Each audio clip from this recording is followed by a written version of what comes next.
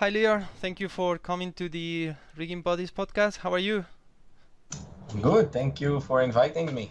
It's my pleasure, and thank you for taking the time. I know you're really busy, and it's always appreciated when the people take some time to talk with me.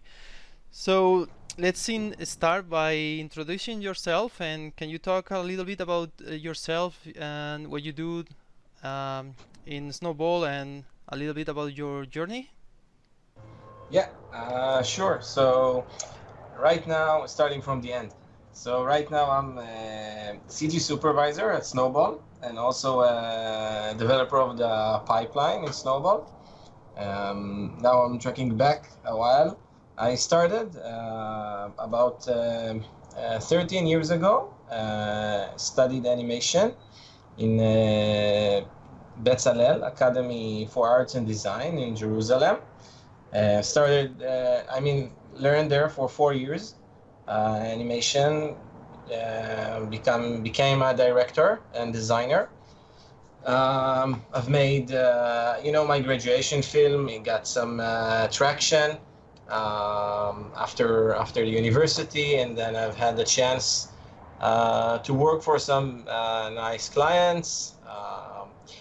I also met my wife there, and we started a studio together.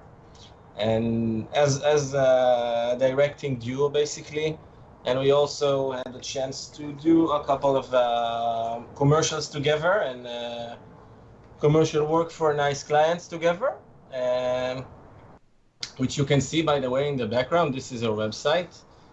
Lately, we're not that active together because I'm in snowball for the last 4 years. But my wife is keeping stuff alive. She just recently finished her second graduation film. She did an MFA in basically in animation also.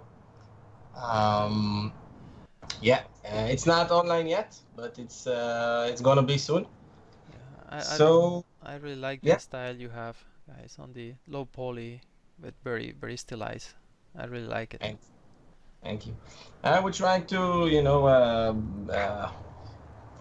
keep it progressing in time, but not all the stuff that we did recently are online. Because of life, we had about 4 years ago, we had our first child, and from there it's like a roller coaster. You Yeah, don't really have time for yourself. I'm sure yeah, you know. I know. I have two kids, so I understand Yeah. perfectly. Yeah. So we're kind of only in 50% control of what's going on. But it's nice.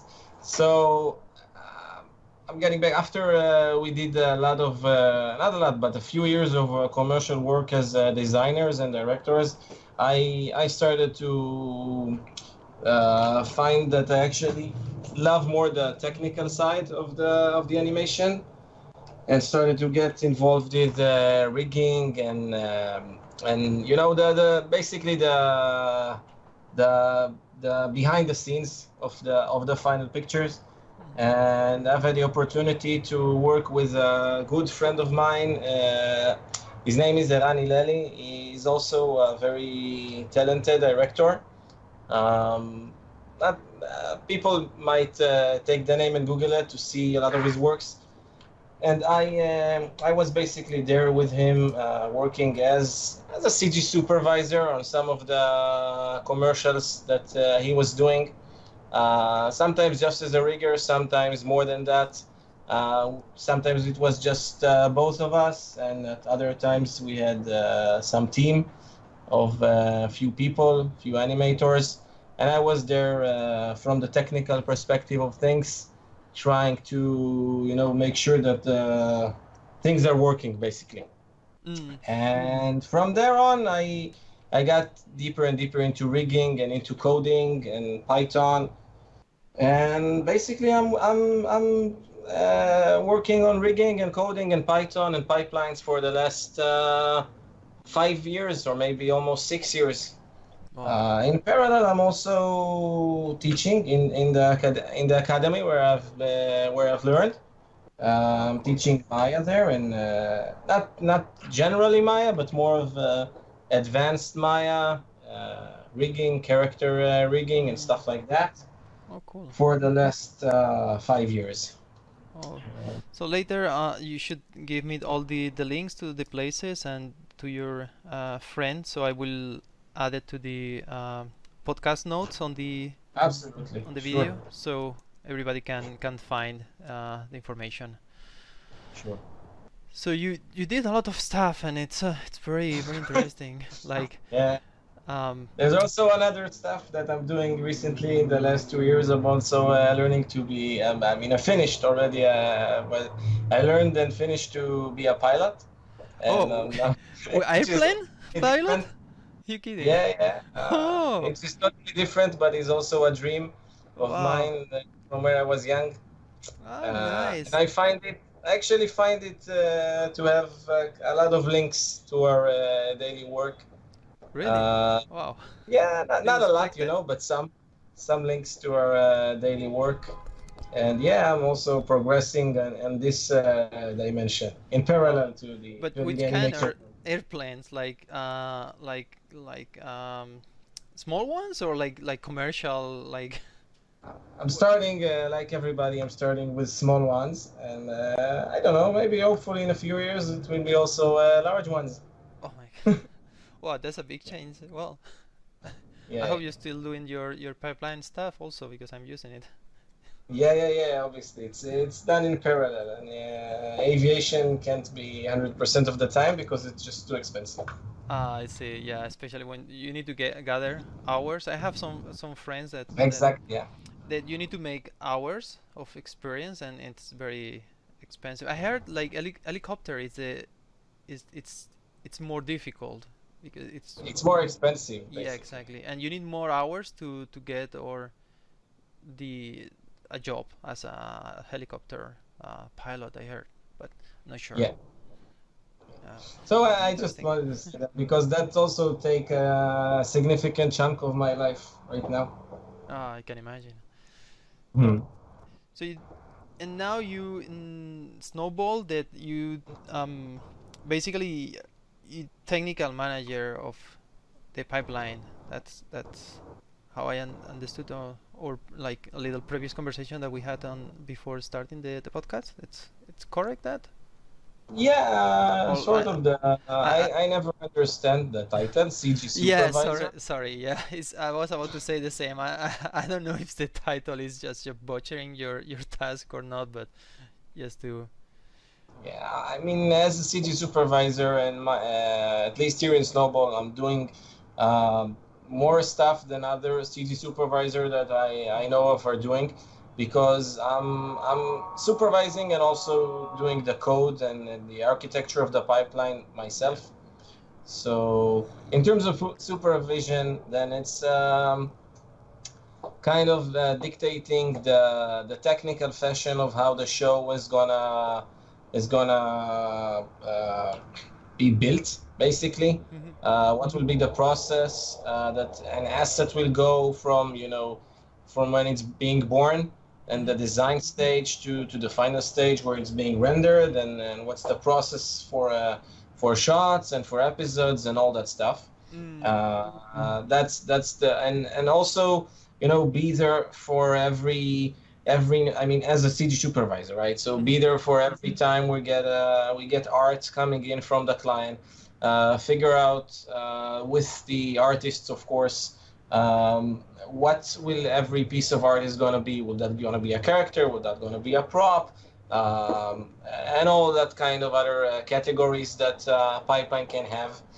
And then when there's an episode to start in animation, Mhm. then we're doing kind of pre-analysis, looking at the storyboard, analyzing that in terms of will it be able to be produced, will the characters be able to do what's being drawn in the storyboard and in the script, what kind of stuff do we need, what we already have, and many other questions like that. And then it goes on to launching that task, which is probably a huge task, an entire episode with Mm. 100 or 200 shots, launching that with the layout leads and head of departments. and also with the animation, basically with the entire layout, animation, lighting team. So that for Uh, the shot part of the show, but you also taking care of the asset part now, when yeah, like yeah, yeah. So pre-production and create the backgrounds, characters, props, and everything in between. exactly. I mean, as a CG supervisor, you're in the junctions where stuff are coming in, being analyzed, and then deployed to work. You need to make sure that the task that is being requested from us, we can actually do it. Or we can actually do it within the scope of our show, which is, we have this and that amount of time to create a character. We have this and that amount of time to complete an episode in Splunk. So, as we know, we can do everything in animation, but we cannot do everything in time. Yes. So this is where you should be, with your head with your hand on the pulse, making sure that nothing Yeah. is slipping under, because our client, which is amazing and very creative, but not always understands the complexities of what it takes to produce the visual, in the end. Yes. Yes, I understand. Yeah. So Sometimes it's they envision stuff as trivial, where in fact it's very complicated, and vice versa. yeah, yeah. Sometimes it's the other way. They it's something they think it's very difficult, and it turns out it's not that difficult. Yeah, exactly. Yeah, but I will say it's the first situation, normally the the most common, at least for my experience. I don't know if you've been more lucky on that. Yeah, I mean sometimes it's hard. It's hard to make someone that is out not touching the material and not from the field to really understand. It's hard to teach them that the rules of thumb of Mm. when something is gonna be complicated or not. Sometimes we don't even know. We start Mm. doing something and then we find out it was not as we expected. But but in my position, I should. The idea is to really not get into this kind of situations. Yeah, I see. Yeah, you have to foresee the possible like uh, neck bottles or possible issues that you Yes. will have down the pipeline if you do something or take some decisions. And I'm curious on the so basically when you like checked all the storyboards and stories and things like that, do you have the I mean it's do you have the communication or the power to uh, talk with the director or with the scriptwriter and say can we arrange this somehow to make it easier in production? It's only one direction, or it can be this communication bidirectional. Absolutely, there is full communication, and they try to provide us with the even on the script level. I mean, before there is even an animatic, Mm-hmm. and we have people that are reading the scripts and try to raise flags for anything that they find that can be complicated. For example, there was an episode. By the way, I never mentioned, but the show that we're doing is the should we say that now? I mean, because it's relevant to the context, I guess. Mm-hmm. We're doing the Muppet Babies show, and our Mm. client is this and Oddbot, which is the production company that is producing the Mm. show, and they're in charge of the design and storyboarding, and the director is sitting there, but he's from Disney. Never mind, not really sure of the constellation, which is quite complicated. Mm-hmm. So, anyways, back to where we were. There is a communication. One instance, there was a script being written where the Mm-hmm. Muppet Babies they needed to be in sleeping bags. They had a Mm-hmm. pajama party, Mm-hmm. and the script writer is just writing that because that's what's the problem. The characters can get into a sleeping bag, right, Mm-hmm. and have a pajama party. Um, but the characters are quite complicated and have fur on them, and they're not just it's not and when we read that, it immediately raised a flag with me, because wait, they can't just hop into a sleeping bag, right? Mm-hmm. It's quite complicated to do it in the scope that we have. Mm-hmm. Like I said, everything is possible, but not probably not in the scope. The Yeah. time that we have to rig a sleeping bag, for example. Mm-hmm. Yes. Uh, so definitely we raised that flag, and together with them, they've changed. They've changed a little bit in the script, and they changed a little bit in the storyboard. You know, some things can happen off camera.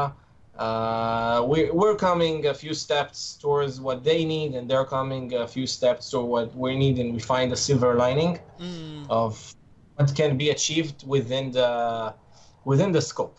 Exactly. Yeah, that's great. That's a great relation, and I think it's how it should be. Like, especially when you need to do like something on time, on budget. If you Yeah. have infinite budget, infinite time, yeah, it's fun. But I guess that doesn't exist that situation unless, Yeah, well. and also, we're in Israel. I mean, Mhm. we're also in Toronto, but the most of the production is in Israel, Mhm. in Tel Aviv, and unfortunately, the market here is not that big. There is no, I mean, because time and money and manpower is basically all the same. So Mhm. it's not like we convert time into manpower because Mhm. there are not many people here around that we can. They need Mm. something soon, so let's just add a few people to the team. We Mm. don't have any. It's very hard to recruit. Mm. Yeah, I didn't thought on that. Yeah. I don't know how many people lives in Israel, but it's not so big. No, There are 9 million nine people. 9 million. Uh, yeah, not that much. Ah, But really, the industry is it's not that it's young. mhm. It's at the same age as basically everywhere else, Mhm. the 3D animation industry, but it's just small. It's pretty Mm. small. Yeah. Yeah. Yeah, I can imagine. I'm in Spain. We are around a little more than 40 millions, and I felt that was small. I think now grow quite a lot. Like maybe last 10, 15 years was a lot of growing, but Hmm. it was not so big, and it's 4 times bigger. And yeah, I can imagine. Like, yeah. Yeah, and even though from the people that are in the industry, the majority are animators, Mm. and they like doing the animation itself. There Yeah. are also shading artists, but there are really, really small amount of people that are doing rigs and technical stuff. This is like Mm. a rarity. And Yeah, I agree with that. Here in Japan, also, it's very difficult to hire people on, especially on technical positions. Mhm, Especially talking about my department, we are right now five on the department of rigging. mhm. Uh, yeah, we are looking for a long time for like another senior rigger, and it's it's very difficult. So just a little plug here if you want to come Japan. Sorry, and if you want to go We're to we're on the Israel, same yeah, same just talk. situation. It's very Yeah. difficult. Yeah, it's very difficult here in Japan. It's a lot bigger the industry, I can say, especially animation, anime, and CG anime now. It's very strong, and also all the game industry that is huge here. And it's a big lack of technical people. Everybody wants to be probably animator, modeler, or something, or they go for really like game developer, like you know, hardcore developer. Yeah, exactly. I also feel that everyone that has a slight, technically inclined immediately goes to the gaming field and skips the part of technical animation, like Yeah, my and and stuff. yeah, and it's talking about this topic. Like, you say you start like animator, you move to rigging, and then you move now to more like pipeline, and it's Yeah, something that, especially rigging, I have the feeling like everybody start with rigging, they get technical, and they get like they move to pipeline. I don't know. Like, I know you, for instance, and I have some friends in the studio. uh, Rafael came to work in the rigging department, but now it's also in the pipeline department. So um, So some people like get it's hard to sometimes to stay on rigging. You know, if you like too much technical stuff, you move forward for more technical position. Yeah, I think my final transition into coding was when I was rigging for a few years, and then eventually I wanted to make a showreel, Mhm. basically of rigging. Mhm. But I haven't felt comfortable doing a showreel with a rigging system that was not mine. Mhm. At the time, I was using Rapid Rig Mhm. for I know. most of my rigs. So I decided that I can't avoid it anymore. I need to write my own modular rigging system. Mhm. And before that, I knew just really little about Python. Mhm. So I started learning and started writing that system. And when I was really close to finishing that, it was all working. And I was at that time started to really have an understanding of Python and understood what I can do with this tool set. Mhm. And then I found MGear. Oh. So I said, damn, I'm doing all this work, and this system is exactly what I wanted to do. And I was, it took me almost a year to do it. I mean, I didn't do it in one day. I Mm. was doing it on, on weekends. Mhm. So I saw I'm gearing. It was that good, so I decided I'm not finishing mine because there is no point. But I know Python, Mhm. so I went ahead and then I started doing the pipeline tool, Yeah. which we probably want to talk about a little bit later. Yeah. But that was my transition from rigging to Yeah. pipelines. Yeah, it's similar to me. Because I started working with, with gear when with Jeremy when we was in Softimage. And indeed, he did gear when we was working together, and he was my supervisor back then. And Hmm. then when I moved to Maya, I did the same. I start with Rapid Rig. I check also Advanced Skeleton and all possible things that was there, and I decided, okay, I need to do my rigging system and Maya because I'm used to gear, and now I I want something similar that I didn't find. And thankfully, like Jeremy did the first alpha for M Gear, like was Hmm.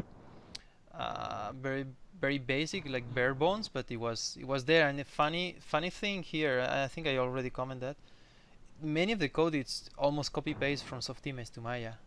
It's amazing how close the APS was or is or was. Yeah, is I guess. was was was. was yeah.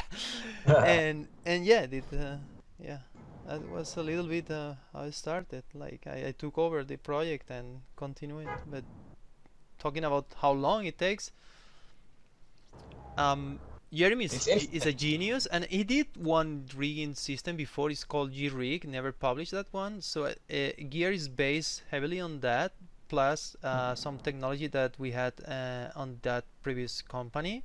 That also Helge Mathy was working on that, and uh, how was, and it I don't know. It took him a few months to do Gear, not that Mhm. long, and then in Gear, for what I talked with him, the first iteration, the bare bones, it took him 1 month only to do it, Yeah. but it was very bare bones. And then to evolve to what we have today, it's, I don't know how long, like 6 7 years Four, now. 7 years. Yeah. I don't know. So I can imagine, yeah, 1 year. It's pretty fast, honestly, because you started Yeah, I from mean, I scratch. didn't have any references because the Rapid Rig is all Mel. Yes. Uh, so I didn't have anything to copy from or to steal from or anything. So a lot of the time was spent on watching tutorials for how to make this kind of setup and that kind of setup. All Mm, the setups that we used to. The bendy arms, the ribbon mm, spline, the ribbon yes. spine, and all that, and to know how to convert them into code and make it efficient and then make it modular. So a lot of time was being spent on that, Mm, and yeah. also learning Python on the Yeah. process because I was really new to it. I didn't know anything. Yeah, but you know that's the best way to learn is to do it on project. Try to do something, whatever is it, good or bad, but just do over and over on something that you can use. Because if you do like only like learning for the sake of learning and doing like copying the examples that you may get on the tutorials or books, you don't go anywhere, honestly. Yeah, I agree. I agree. Should definitely pick a goal and start to, tackle it. Mm. And then as you progress, you can refactor your code again and Yeah. again and again Yes. as you learn. Exactly. Yeah. Yeah. Um. Yeah. And sorry. I think we went in a tangent, but I think it's interesting to talk about. Yeah. I think it's honestly these kind of things, like especially if people listening the podcast and they starting. Yeah, that's something that takes long time, and nothing is like one day like the mushrooms that appears one day. There's normally a lot of work in any tool, even the simple tool. It takes a lot of time to do, um, and also later the maintenance. Um, Uh, yeah, talking about going back to our main, I mean the previous conversation on the pipeline side. For instance, you were saying like you overview this pre-production and all the assets, then you go for the shots work and checking the scripts, storyboards, and so on. And I would like to talk, if you don't mind, on the asset part that I have special interest, yeah. as you can guess, for my it's it's probably my area of the yeah. So usually how you process, I mean, again, if you can talk about that, if you not, don't worry, but like the character part, like normally you come I mean, I guess it's standard process, and you have your designs, you go through modeling and rigging, or modeling, look dev, rigging, I don't know exactly the order. Mhm. And then when you are in that process, how do you, I mean, how do you manage that? Like, do you have like one model that is finished and is not touched, or you keep changing the rigs and the assets while the production on between uh, seasons, or to keep improving, or you have like one well tested part and then you keep the same asset for whole production? Can you talk a little bit about how is the process on the assets, or in specific about the character assets? Yes, sure. So, as you said, the beginning of the process is familiar and it's quite straightforward. We're getting the designs, going through the modeling. We don't have a look dev. Our look dev or shading process is parallel to rigging. Mm-hmm. Basically, we finish the model, it's being approved. Then it goes into the rigging department for some cleanups before it can be, started doing look development. But then the interesting part is what you're asking about revisions and iteration and all that. So um, definitely, this is where M Gear is getting into place a lot, and that we really benefit the fact that everything is being coded as steps. I mean, we have our guide file, obviously for a rig, and all the auxiliary files that are that are required for such a rig. All the blend shapes are extracted as separate files, and all the skinning files are extracted. Everything that is required to assemble the rig, basically in one click. The entire rig is every time we make, let's take it from the beginning. As we start rigging, Mm-hmm. and we finish the guides and we start, the initial skinning, we already saving all the skinning files into separate files. And Mm-hmm. then when we start and make modifications to the rig and adding some custom elements, then we're making sure that everything is being coded Mm-hmm. as a standalone segment of code that can then be run in sequence to build a rig. Mm-hmm. So we basically are able to accept any modification to the character, you know, within limits. I mean, if the topology is being changed, then we're gonna need to, you know, run through a process of saving the blend shapes that we did, because that's also possible with in-house scripts that we have, and we're also using Shapes, which is an amazing tool for blend shape work and corrective work. Yeah, I don't. It takes a lot of time. Yeah, shout out to Ingo for the tool. Yeah. Exactly. Yeah, absolutely. It's a game changer for us. And we're also using ng skin tools from Victor, Yeah. which is also an amazing tool that allows a lot of flexibility for us. Yeah. Yeah, I So think. so the Yeah. No, it's my I have the same tool set as you, like gear, ng and blends and shape. Sorry. Yeah. Yeah. So we treat the rigs of the character at least as kind of programs. You know, it's it should be all generated eventually with a script. Yeah. And then if we need to make an iteration, we just run the script, and we've got the character up and running again. But this is not the most. This is not the place that allows the pipeline to work you know, and stay stable, because you can always regenerate the character, right? And it, of course, it reduces the amount of human error.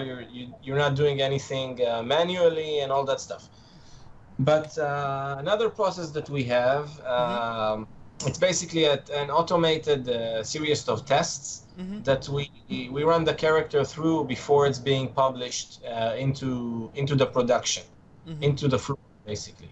So it's not available to the artists, and it's not pulling through references before completing a series of tests. And they're all automated. So the test, we're doing the tests, by the way, with Publish as the infrastructure. It's a great tool, and I know you know Marcus. Yes, he was also working with us in Anima this year for a little on remotely. Yeah, helping us also with the pipeline, and yeah, we of course use Publish also. I mean, it's amazing tool. Yeah. It's definitely amazing, and it's really nice that all the testing process is visualized. Yeah. And it's friendly to the artists, so they can see all the tests that are happening, and they can, you know, deselect a certain test, because sometimes characters need something unique. Like one character does not need to be tested on a specific test for whatever reason. So all the tests are being run, and then after the rig is being tested and confirmed that it's working, it goes through. We basically also automatically dressing that with kind of an animation calistatic test. I think that's the name of that. Yeah.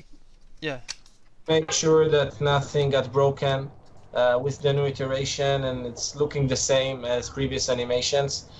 And then the test is proceeding with the transferring from the rig to the shading version of the asset, which I can talk about more a bit soon. And we're also making sure that the swap has been completed successfully. Also from the technical side, I mean that nothing got deleted, all the names are intact, the cache has been attached successfully.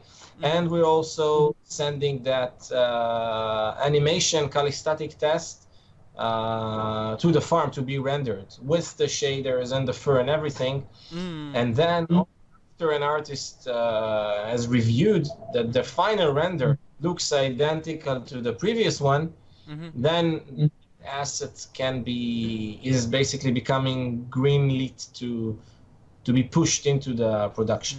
Because the reason for all this test is that our pipeline is built on the push logic, that there is only one master for every asset, and if you update the master, it ripples down to the entire show. Oh, I see. Yeah, that there are pros and cons for every kind of method. I Mm-hmm. really like this one. I think it has more pros than cons, Mm-hmm. and it's also flexible to the other way because if there's a time that I need to make a radical change to an asset that Mm-hmm. can break, stuff that we've done in the past in previous episodes, then it's easy for me to go in and automatically lock that version of the asset on all, on a set of episodes that I'm feeling okay with that version of the asset to like freeze the reference link Ah, I see. on set Yeah, of episodes. yeah. We used to say to that.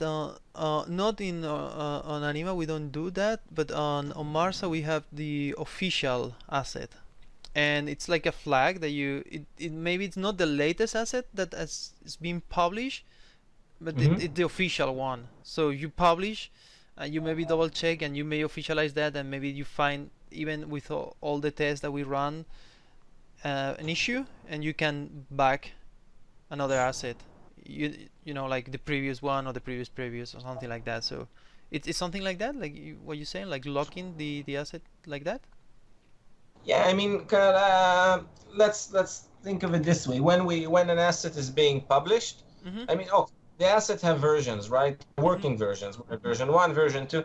Then if an asset is completed and it's okay to publish that, Mhm. then it's being saved twice. One, it's overriding the public one, Mhm. I which see. you can refer as official, and it also creates a public version, right? A Mhm. number file. Mhm. So if I want to take a set of shots or episodes and freeze them, Mhm. then I'm just going through the ASCII files and changing the name of that Mhm. asset from the one without a Mm. number to the one with the latest number Mm. or whatever number I want, Yeah. uh, I you see. know, and I see. and basically it's getting frozen from that Mm. moment on, and I can keep changing the asset without affecting any previous work Mm. that was done. Yeah, I think in your pipeline tool also the concept it's what you call master. So you have Yeah, the asset and yeah, you have the masters that you can take one asset and okay from here it's the master and you have five new versions but the latest one it's again another master and things like that. yeah. It's It's exactly that, just more a little bit more complicated and more foolproof, and but mm, the idea is the same. It's the push logic. that's great. Thank you. Yeah. And yeah, and also you talking about the pipeline and one thing that we comment briefly before, it's the because you have three locations and you have to manage synchronization between three locations, and Yeah, that's that's the subject. yeah, Um, it's must be yeah, very difficult, no? So when you log these assets, it needs to be also logged in synchronized, no, with locations, no? yeah. It's a touchy subject because sync is something that you can't control to 100% Mm, because it's three sites, right? They're really far away from each other. mm, Even Tel Aviv and Jerusalem are 1 hour drive, mm-hmm, and Toronto is a 10-hour flight. mm, So it's a different time zone. yeah. So it's not 100% Uh, success rate. But the idea is that we're using third-party synchronization systems, mhm, like software, mhm, not system software, mhm, and we have, uh, you know, uh, a mirror of the. We're trying to have our storage data here and in Toronto in exactly the same state all the times. But mm, if we're just gonna have a synchronization system to always try to sync all the data, it's endless because it will mm, just take to be on real time yeah. because you index everything and track changes. So that's not really a good idea. Even if we would have been doing that on a specific folder for just one show, it's Mhm, a huge amount of data. yeah. So In fact, we have our pipeline that is triggering syncs. Every time a user is doing something, like saving a version, so this version is being synced to the other side. Or if a version is being published, then it's synced upon the publish. So the pipeline throws events, and some of the events, they can trigger sync operations. That's really nice. So that way, we're trying to, we're not utilizing the bandwidth to the maximum because it's required, and we're also almost up to date. When when the weather is calm, then we're up to date in all sites. But sometimes definitely there is a delay. But to prevent problems, we're using there's a project management software. In our case, we use F-Track. So because this software is living on the internet, we can update the state of stuff on there. So if there is an update for something here, and it's haven't reached Toronto yet, they can see that it's not that something is missing. I see. So the pipeline will alert them that they cannot work on this shot because some of the versions are missing for them. Yeah, I can. I mean, I did work remotely like that. When I was doing freelance with, for instance, I remember working with a student in Argentina that they had a really good, I think, management and infrastructure. In this case, we was using Shotgun also, and we use also like a software that synchronize. But yeah, it was sometimes like a little difficult to synchronize some. And I can imagine this was a very small scale. I'm talking about commercial that was like 2 riggers and very small team. But Yeah, I can here imagine. there's many people, Yeah. and yeah, so we're trying to protect them as much as we can because it's very frustrating if they would be doing something and turns out that they haven't been working on the latest version of something. This can be frustrating and a loss of work and all that. Yeah, very So risky. yeah. And talking about the software management, I mean, I guess I know, but I want you maybe to explain like how much important is to have a proper management system in place, like F-Track or Shotgun or something similar. I think what can you elaborate a little Before, bit? Yeah. yeah, I mean, I'm not a producer, but I can definitely comment about that. I mean, before I came to Snowball, I didn't know about this thing even existed. 4 years ago, I didn't know, and I was doing a lot of work, manually to keep track of stuff because I didn't know that such softwares are available. Now when I'm here and I'm using such a tool as F-Track or Shotgun, that's a life changer to a production. I mean, where can I start? I mean, describing the benefits of having the production tracked in a database.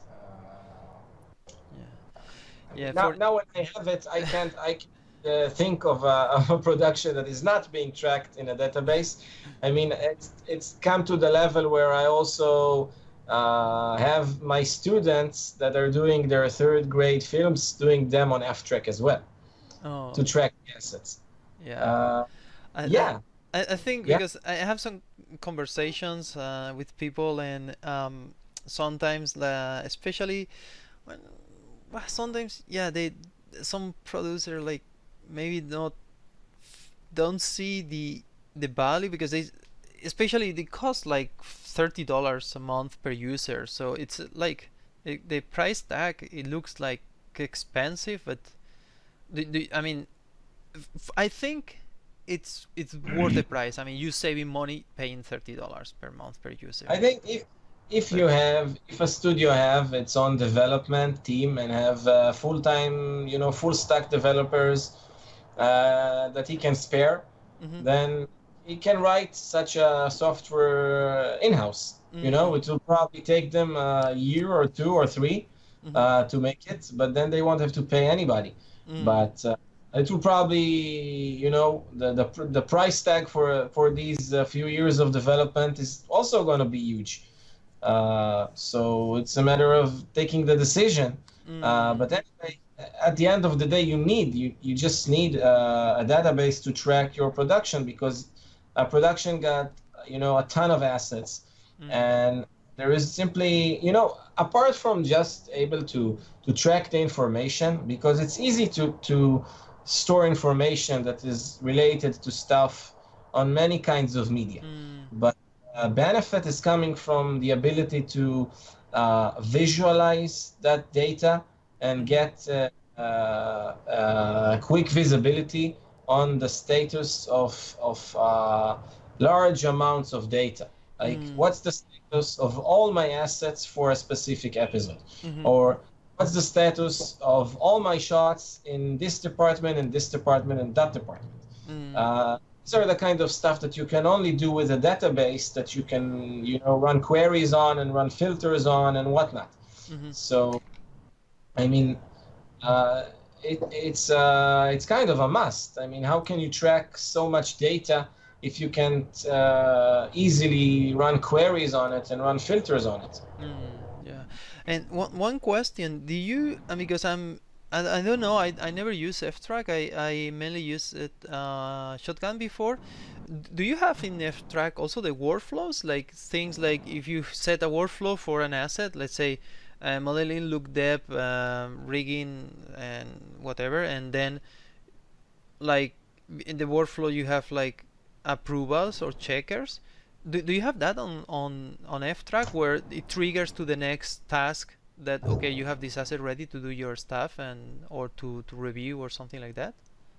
And I do think that there is something like that. I know that FTrack has an application called Connect, which you Mm-hmm. can use for some sorts of automation. Mm-hmm. Some are ready out the box, and some you can program. But honestly, we have all the automations programmed with our in-house pipeline, and Oh, we're I see. just using FTrack's API. We're using the database Mm-hmm. basically, Mm-hmm. and all the automations we're programming in-house. Our pipeline is basically it's a standalone piece of program that is running on its own Mm-hmm. without any DCC connected to it. I see. And it shows you the entire show, and you can do stuff, you know, all sorts of action. And then we have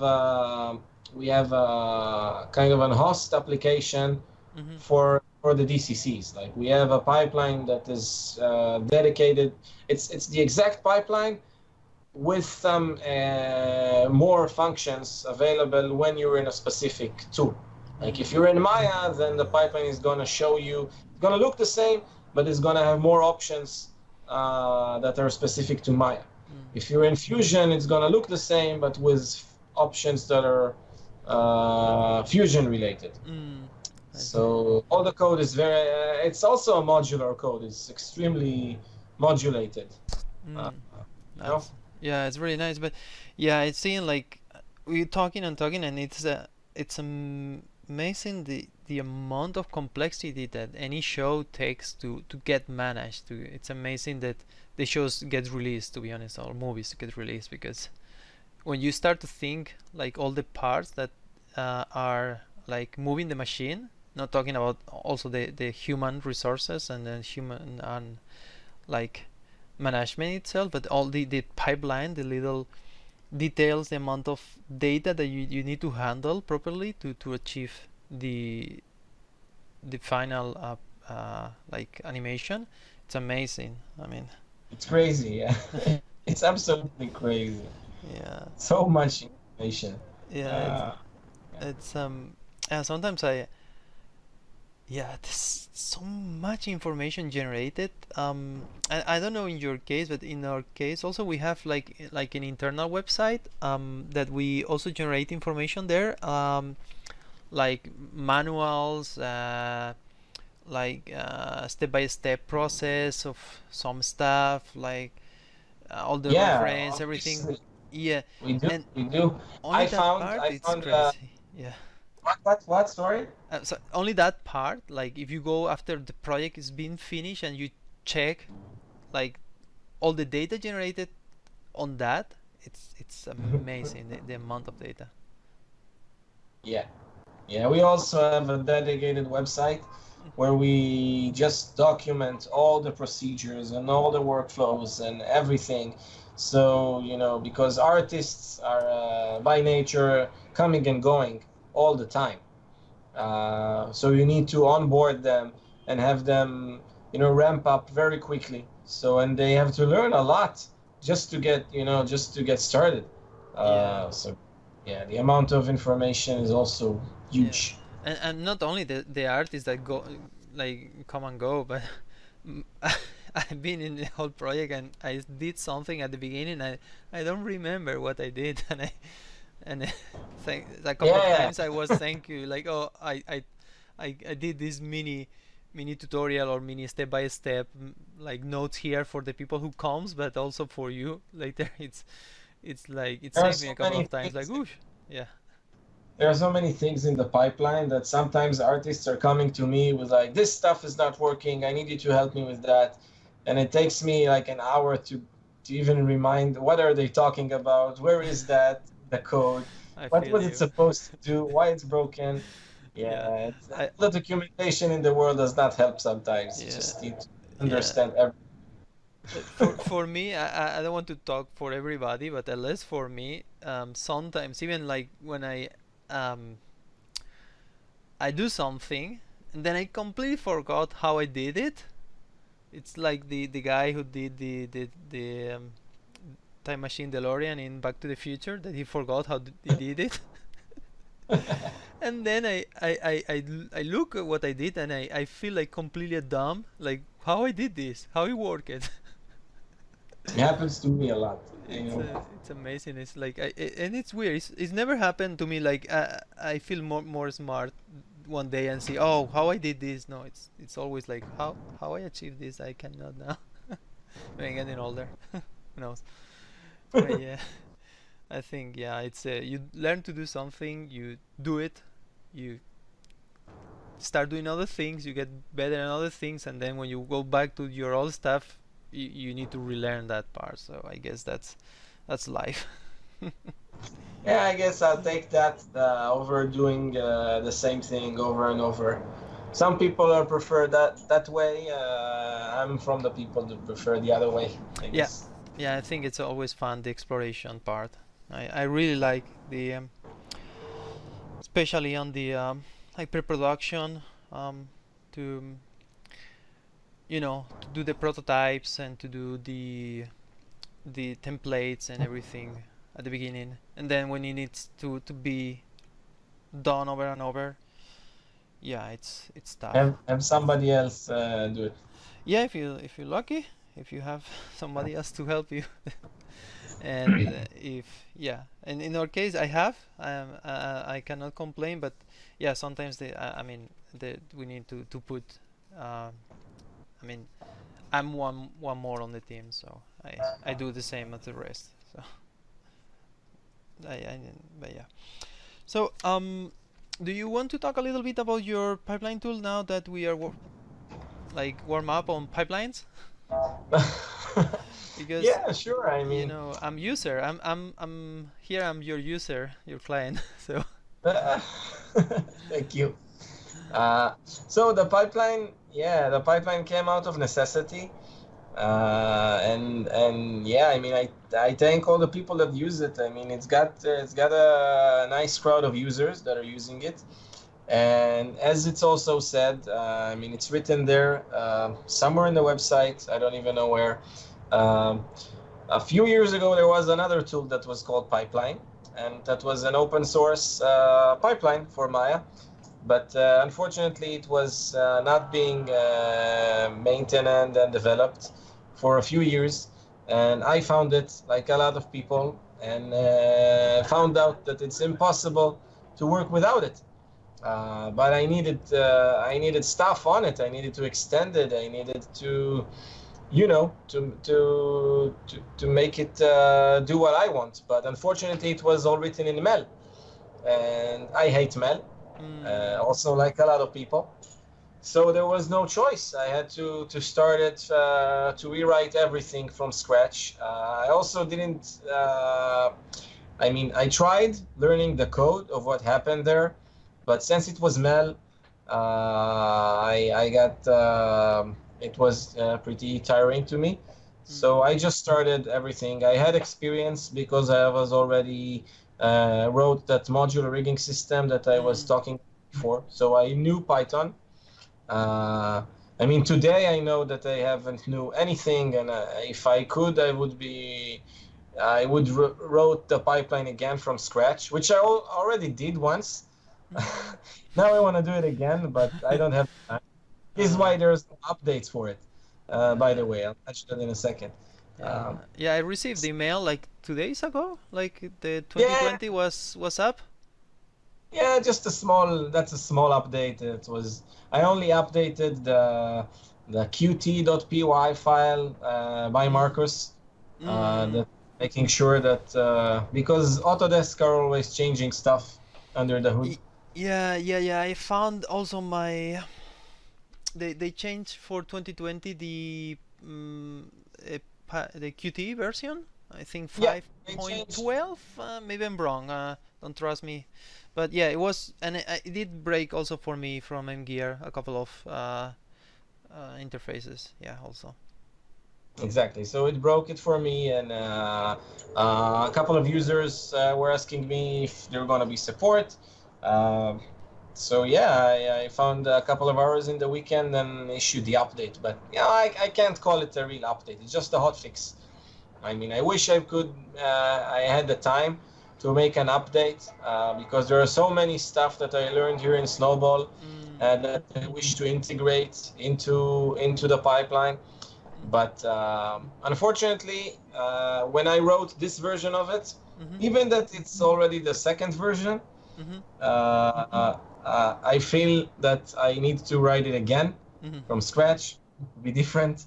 And the way that it's written at the moment is not flexible enough to let me, add the changes that I want. Ah, I see. Yeah, so this is the situation. If it was written differently like I wanted it to, then it would be much easier for me to, every once in a while add another extension.